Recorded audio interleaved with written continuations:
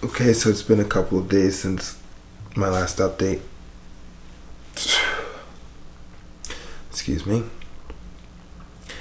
Uh, Today's date is February 13th, 2023. This update is probably going to be one that I will hold in high regard in the future. I'm going to see how best I can articulate how I'm feeling, what's currently happening. Normally, the type of stuff that I would say right now would be written down and presented in the form of, I don't know, an actual journal entry. Something that I'm writing in like my Google Drive or something along those lines, but instead I'm just trying to be free thinking and provide the analysis that's occurring in my head in relation to the state of my affairs. What does that look like? My last update, I was talking about basically falling off the wagon and going on a surplus mistakenly, doing another binge in 2023, and dealing with that, dealing with the understanding that I had essentially failed in a pursuit of maintaining a caloric deficit and capping my amount of calories per day below 1,700.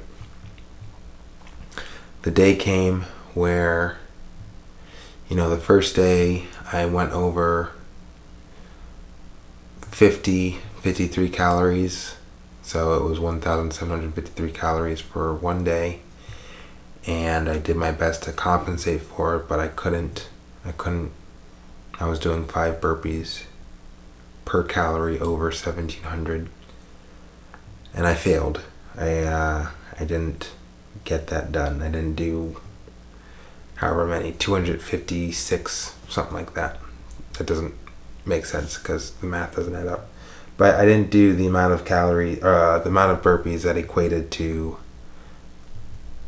53 calories over 1,700. Then the next day came, and like I said, I already provided that update, but I had a slice of carrot cake that was chilling out on the community table at my office, and it was really tasty, and I allotted for 170 calories. It's a very small bite of carrot cake. And the day went on, and I hit my caloric budget of 1,700, and there was still like nobody was touching the carrot cake, and the office was empty. And I gave myself permission to have another slice of carrot cake, even though I knew it exceeded my caloric budget. I told myself that another slice wasn't going to hurt. It wasn't going to ruin anything. Even though by having that second slice, I would be breaking the rule a second time in 2 days, which is not to exceed my caloric budget of 1,700.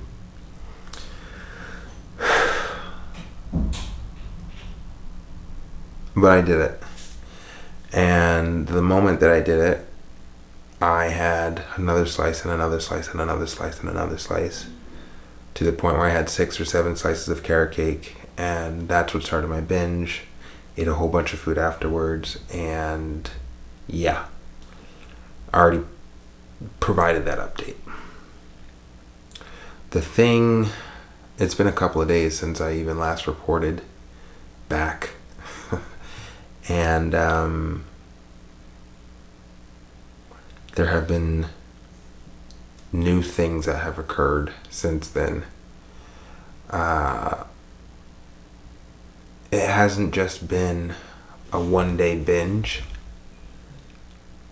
I think I really screwed myself up this time.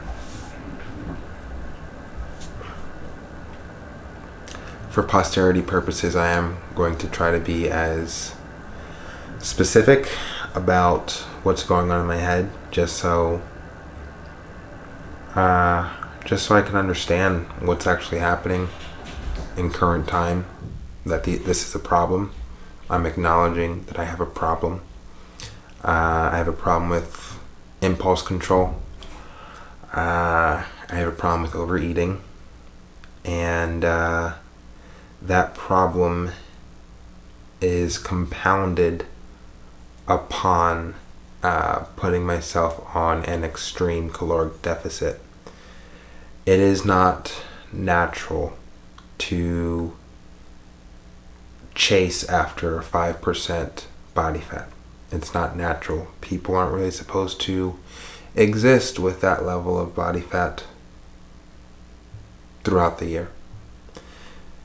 Individuals who do achieve that level of shred, that amount of leanness throughout the body, they usually do it for a short period of time when preparing for, let's say, a competition if you're a bodybuilder, or if you're an athlete and you're just extremely active throughout the day, going to practices and competing day in and day out,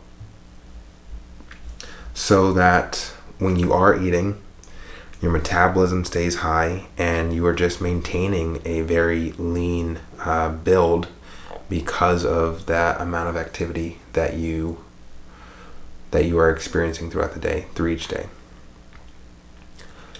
So I say all that to say, I acknowledge that the goal that I have set out for myself is unnatural, and that's why I've kind of set it out for myself. That's why I've created this goal, is because I like the concept of going for something hard. Probably because the way that I look now is easily achievable for myself. There could be a person out there, and I have clients who, they weigh upwards of 200 plus pounds and they want to lose 40 pounds or 50 pounds or 60 pounds. And I can assist them in losing that 60 pounds. And the good news is that whatever struggles that they experience in that process of losing 60 pounds, it really is comparable to the struggle that I experience when it comes to losing 10 pounds. It could be argued that for me to lose 10 pounds is actually more difficult than for a person who is in double-digit body fat, and let's say they have like 30% body fat and they want to get down to 10%.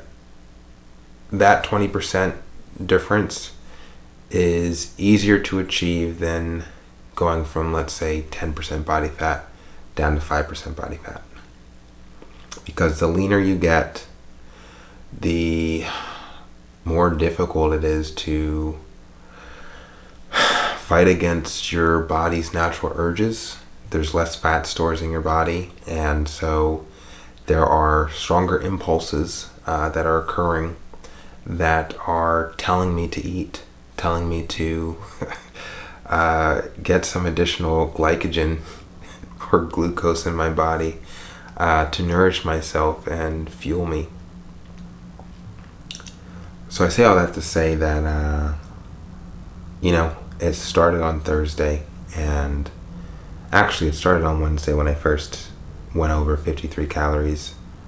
Why did I do that? Don't know. Don't have an excuse. I think I was already breaking. My will was already deteriorating. And then the next day came, and it was Thursday of last week, and I went over big time. I ate about 6,000 calories. The next day I fasted for about 36 hours. And when I broke my fast on Saturday, I was with my son, and again, it was like a 5,000 calorie day. I broke my fast on a donut, ham and cheese croissant donut, another donut. Went to Denny's, got pancakes, hash browns, bacon, sausage, French fries, eggs. Went back to the donut place. Had something embarrassing happen to me as I was walking back to the donut place. Let's just say it involved farting. But I didn't let that stop me from getting additional donuts from the donut shop that I wanted to go to, which closed at 2 o'clock. And it was nearing 2 o'clock. It was like 1:47 p.m.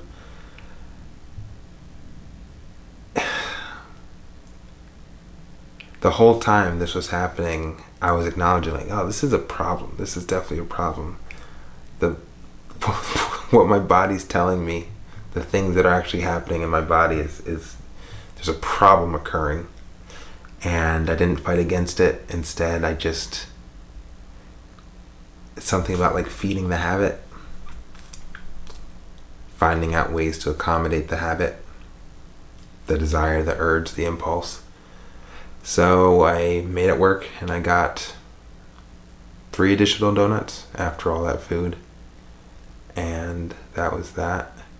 Then I finished the day with 2 really big salads, as if that would make up for the 4,000 calories that I ate earlier that day. And then yesterday was Super Bowl, and that binge, no other thing to call it, consisted of a large pie to myself, large pizza pie, a couple slices of other pizza, homemade, Cold Stone ice cream, a brownie, 2 salads, chicken wings. Oh yeah, and peanut butter and jelly pancakes to finish off the night. And ice cream, additional ice cream. So that was yesterday, and today I was like, okay, well, the weekend's over. One thing I'll say is that, it's less about the details and more about the mindset, the psychology, what's actually happening within my physiology that is compelling me to do this. These uncontrollable urges that I just don't have a handle on clearly.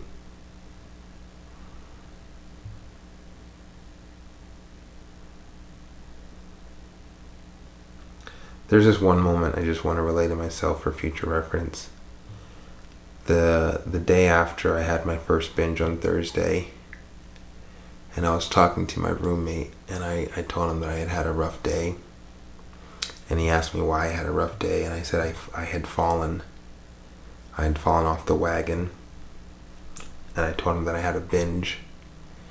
And he's been made aware of everything that I'm doing, my pursuit of 5% body fat, my goals of achieving an iconic aesthetic physique naturally, meaning no enhancements or PEDs, performance enhancing drugs, for those who don't know. So yeah, he's been privy to the whole process. And I remember when I told him that I had fallen off the wagon, he kind of just stood there for a moment and processed the information silently, not expressing his opinion on the matter.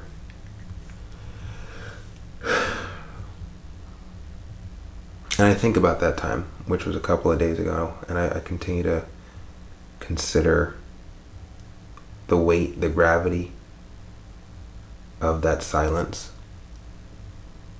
I think he's an individual just like myself, where what's the point in talking about being disappointed in someone else. What good does it do?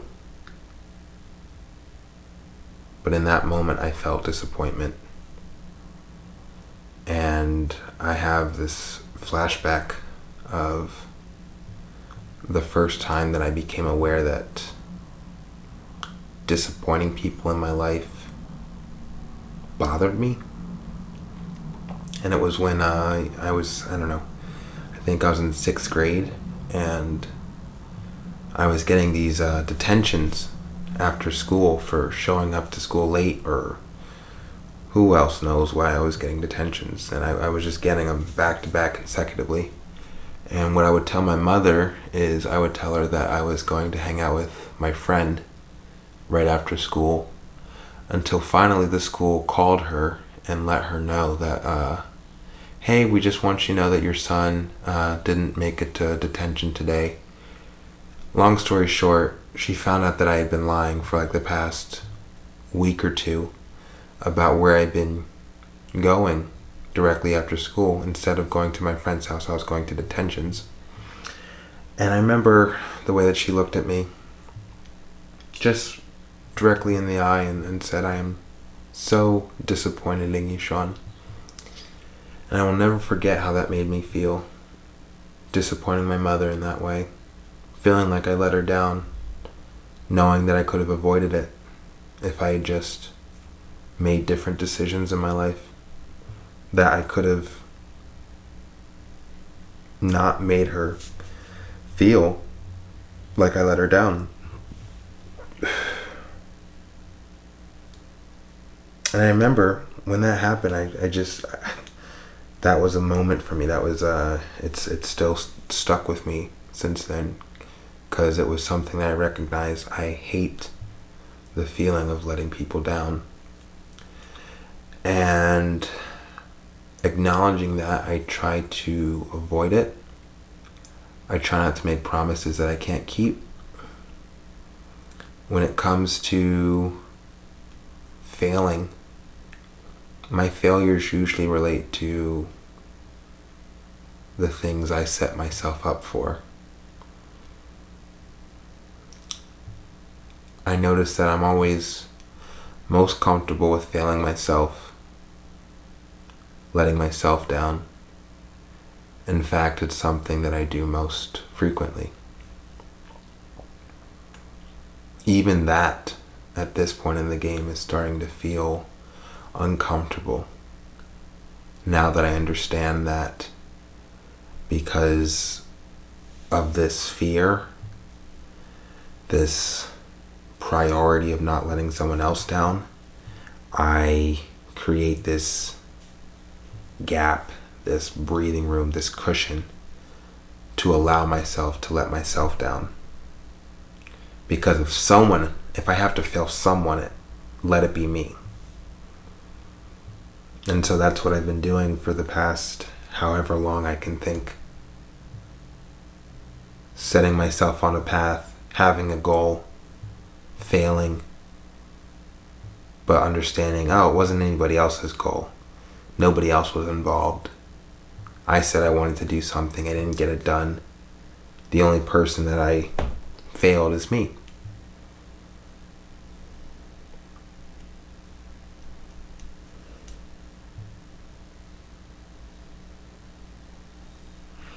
At some point in my life, I started looking at the experience of life as a game,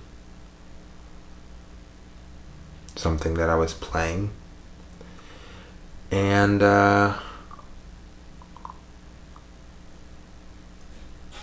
I got to write the rules of this game.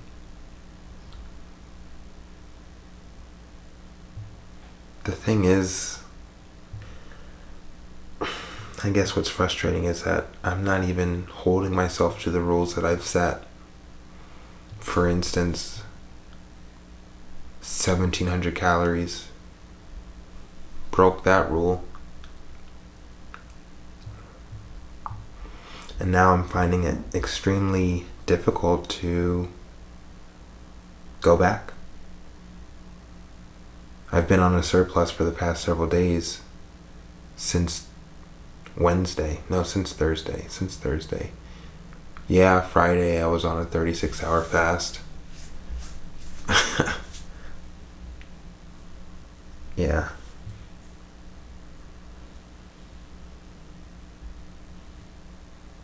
It's not good. It's not good.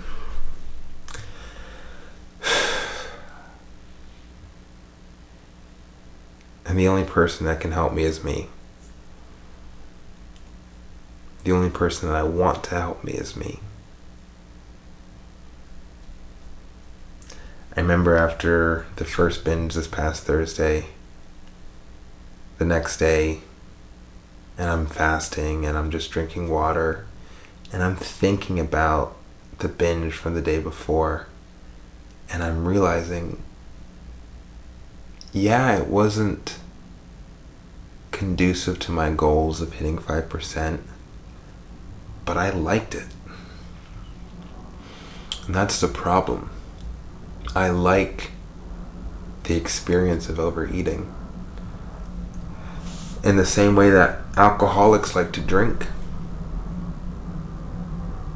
And now every time that I break a fast, I just think, you're already in a surplus. You've already dug yourself a hole. So you might as well just keep digging.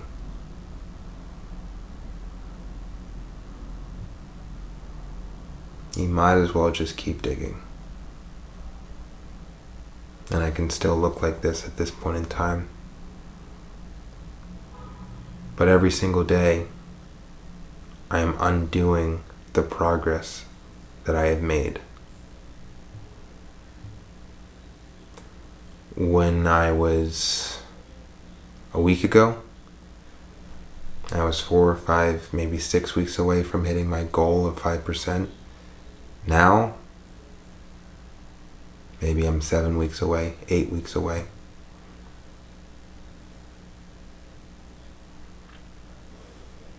It's not good. It is not good. Not good. Not good.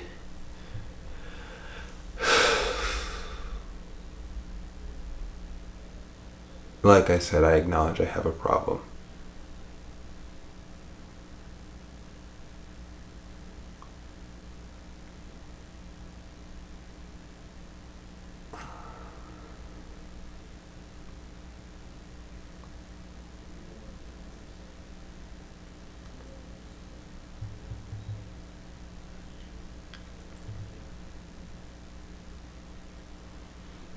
I don't know what the next step is. I do. Just get back on it. Just get back on it. It's really that simple. I thought I was going to today. It was the end of the weekend. Today's Monday. Do a fast. Don't do a fast. Stay away from carbs. Eat minimal amounts of carbs. Do something. Do something that pushes the needle forward. And I couldn't even commit to that. I decided to break my fast with like chicken and veggies. And then the minute that I started eating, I was like, for one, I should have just kept on fasting. I had enough calories in my body from the weekend prior that I did not need to eat for at least 36 hours, if not 48, if not 72. So that was the first mistake today.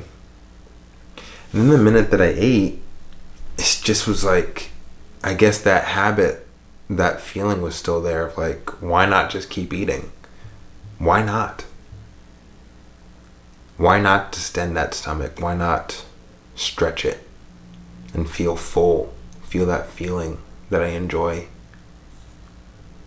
And so I did.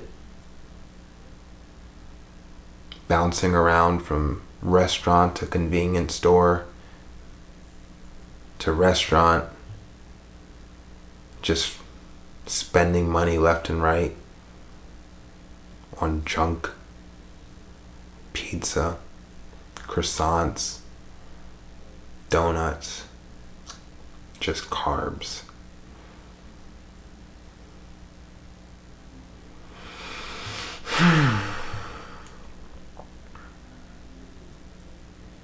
So what does it look like? What do we do next?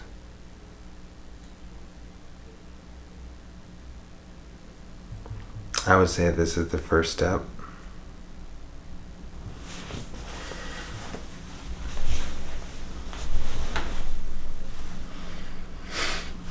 Oh, God. That distended stomach is the first step.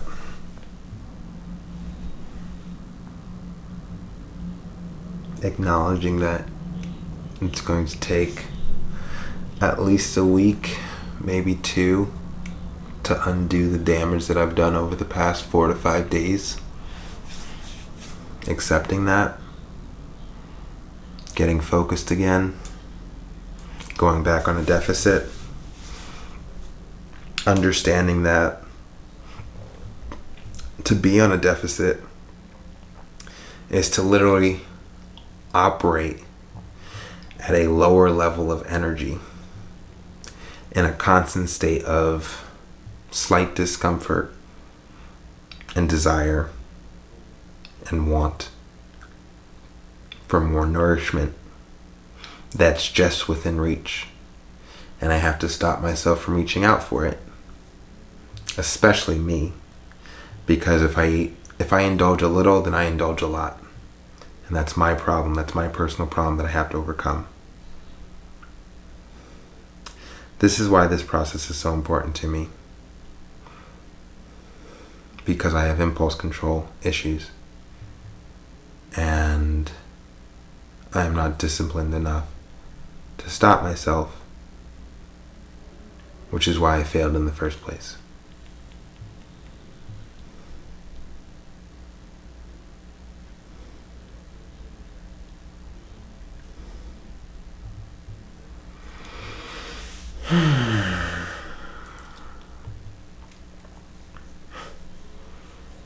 And I always think about what I missed out on so far as the foods that I didn't get to eat on my binge. Because you can only eat so much. For instance, I've been wanting ramen all weekend. Didn't get around to it. Said I filled up on other carbs. Didn't get ramen though. And now, tomorrow, when I commit to my fast for a day or 2 days or 3 days, which would be very impressive for me, I'll be thinking about the ramen that I didn't eat over the past 4 days of my binge eating. And I'll be trying to negotiate with myself to find some way to logically make it okay for me to eat some ramen and other foods. And I'll tell myself, you can go on a fast the day after today. You can start losing the weight after you get your ramen. And after I get my ramen, it's like, well, you've already had the ramen. What else would you like to eat? Like I said, you'll go on your fast tomorrow. And so another day of binging occurs. And so the process goes on and on.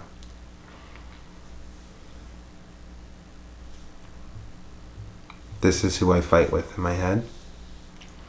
This is who I struggle against.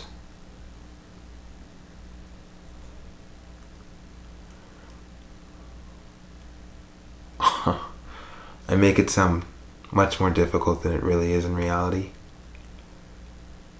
There really is nothing to it but to do it. Yeah, I fucked up for the past 4 to 5 days. Absolutely, 100% I fucked up. And yes, when I am on a caloric deficit, I am experiencing lower amounts of energy throughout the day.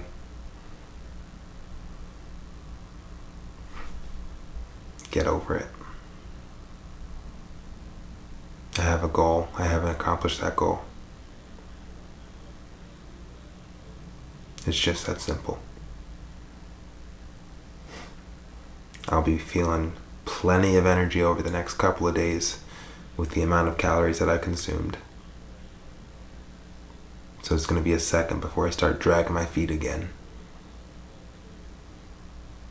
sagging my shoulders, cherishing every calorie that I put into my body.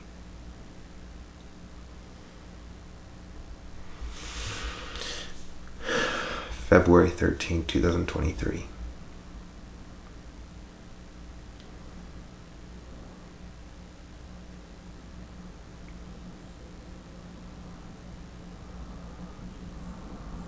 To me, this whole thing is a game.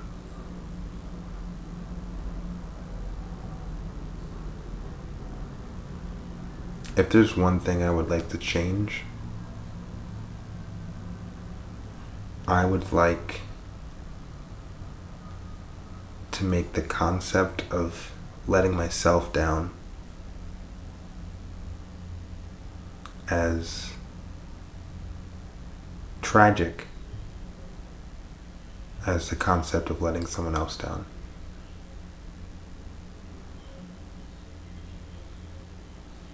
I think if I were to adopt that perspective, to disappoint myself would be equivalent to disappointing someone who's close to me. I think I could see some real progress to really create that level of investment in the promises that I make to myself. Because if there's one thing that I've learned in my life, you break a promise to yourself once, it's a lot easier to break a promise to yourself again, and again, and again, and again, and again. To the point where the promises that you make to yourself mean nothing. They have no value, no weight. So what's the point of making them? How do you undo that after years of creating such a practice? That's left for me to find out. How do you change that habit of creating value for the promises that you make to yourself again? Creating weight.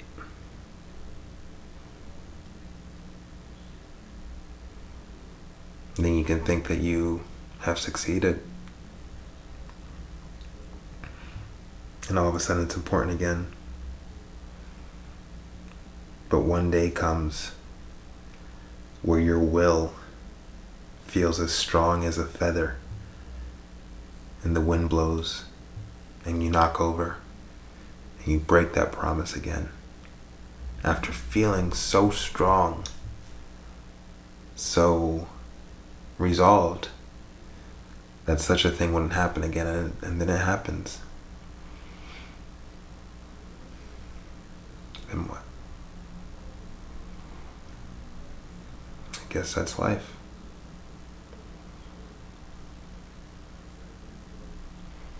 Think about the type of leader that I am. I think about the David Goggins of the world, the Jocko Willinks, the real hardcore dudes, Bejo Kulian. Then I think about me and my upbringing and my experience of a spoiled lifestyle.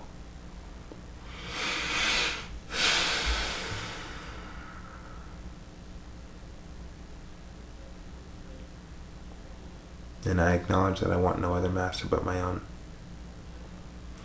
And so I must continue on in the path of mastering myself and overcoming my flaws and shortcomings to create the best version of me.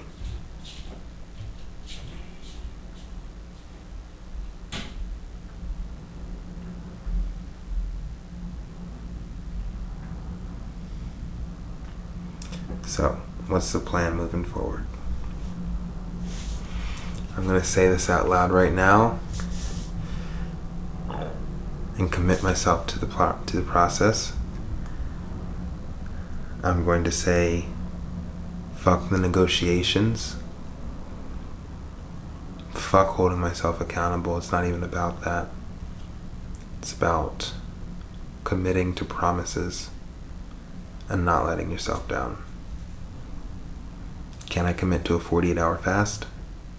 Meaning that the next time I eat, today being Monday, the next time I eat will be Thursday. Yes, I can commit to that. 48-hour fast from today to Thursday. I can commit to that. I will commit to that. From there, what's the deficit? What's the deficit that's going to take us to 5% over the next 7 to 8 weeks because of your actions? What's the deficit, Sean? Are we going back to 1,700 calories? 1,800, 1,900?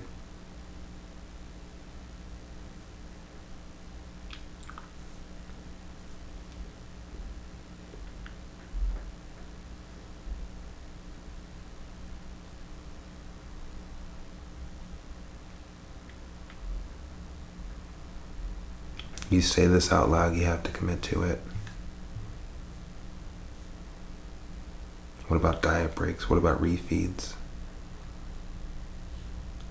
What about adapting your metabolism as your body fat lowers, your body changes, adapts to the amount of calories that you're consuming, lowers your maintenance? What about that stuff? That's a good question.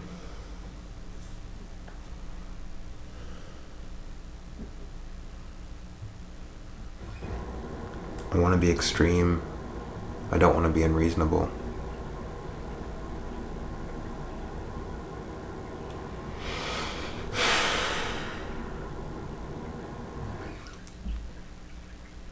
My metabolism's already fucked from the amount of overeating that I've been doing.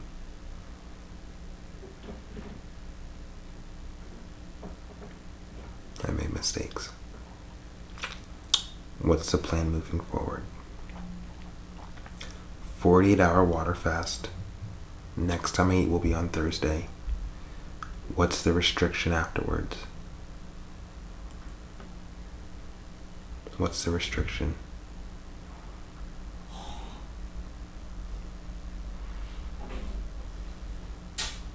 $18.50.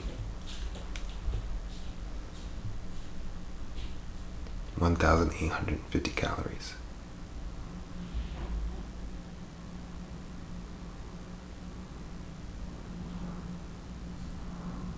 Until when? Until I hit 5%? No. Till otherwise noted. Honestly, I would like to find out what my resting metabolic rate is. I would like to get that calculated and then determine what an accurate deficit would be and work from that. I have my next DEXA scan scheduled for February 25th, which is almost in 10 days, 12 days to be exact right now. That should give me some inclination as to what deficit I should be pursuing in the month of March. But for now, let's finish this month with 1,850 calories leading up to the DEXA scan on February 25th. From there, we will reassess and most likely lower that to 1,800, 1,750, or 1,700.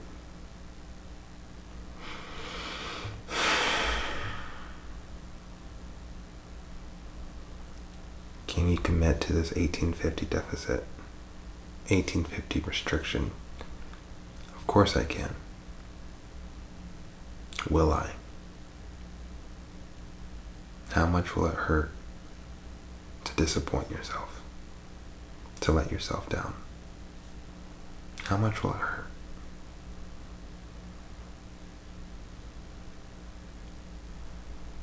Let it be the most hurtful thing in the world. Let it feel like a knife in your back. A knife in your heart.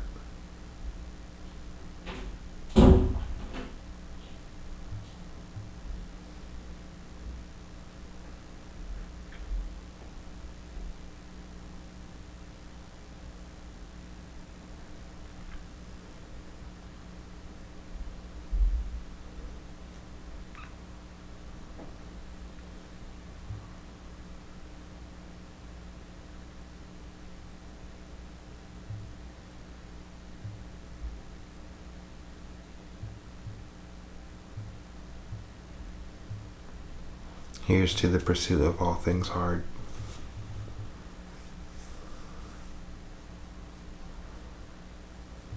See you in a couple years, Apex of All Alphas. You continue working at it.